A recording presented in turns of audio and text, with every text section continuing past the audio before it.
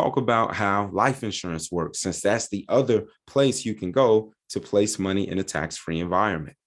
Now, life insurance, when it is properly designed, it can be used as an additional place to store cash in an environment that can be accessed tax-free.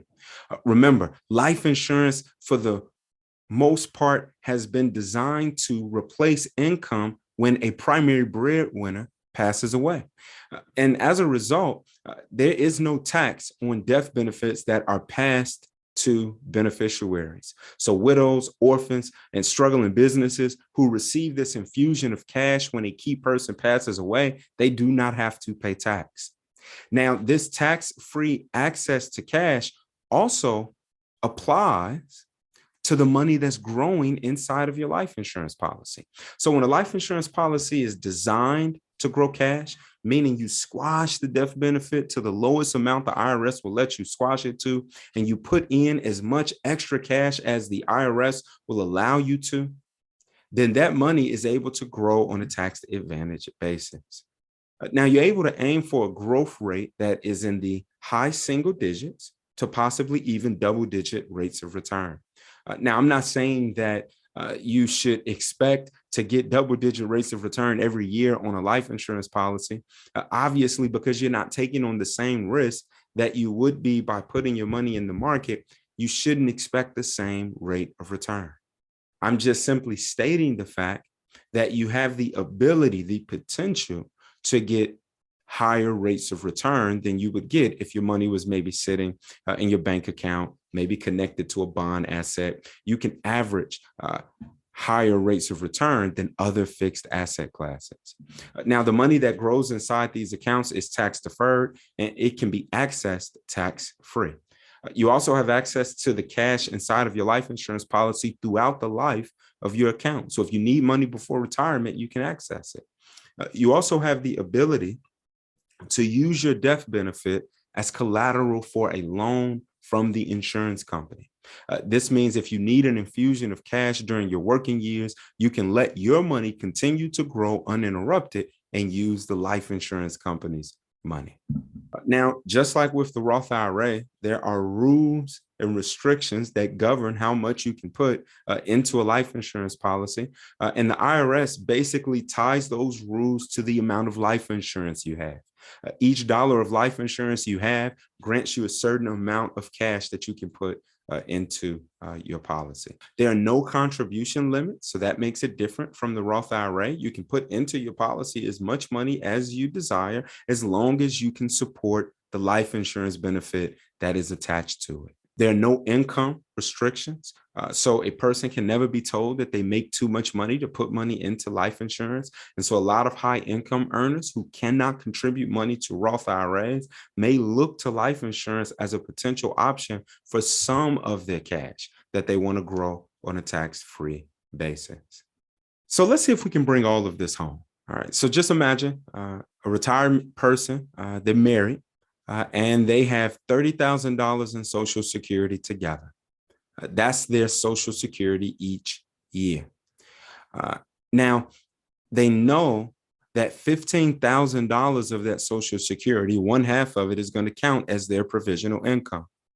That means that they need to leave just enough money in their 401k to withdraw maybe another $10,000 a year. Now, why does this all matter? Remember, if they have too much money inside of their 401k, then they will be pushed into a higher tax bracket as they try to withdraw the money needed to meet their living expenses. This could cause them to pay taxes on more money than they need to, and it could also cause their Social Security to be taxed. But as I stated earlier, in this example, the person only withdraws $10,000 from their 401k. That will push their provisional income to $25,000. Everything else should come from tax-free sources. Now, like I mentioned earlier, to keep this simple, I'm not including deductions, things you may write off, nor am I including the standard deduction. Obviously, with the standard deduction, there may be a little bit more wiggle room. The lesson that I'm trying to emphasize in this video is that there is a mathematical amount of money to have in each type of account. in your taxable bucket, your tax deferred bucket, and your tax free bucket. The goal should be to have the right amount in each of those buckets so that you can manage and control taxes.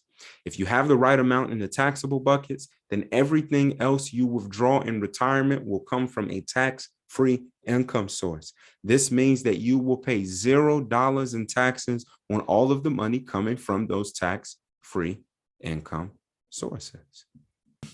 So how do we recap everything that we've talked about in this video? Well, number one, the more income you make, the more you pay in taxes. That is the way our income tax system is designed. Number two, the key to managing taxes in retirement is having a basic understanding of the three different tax buckets and ensuring that you fund each one properly.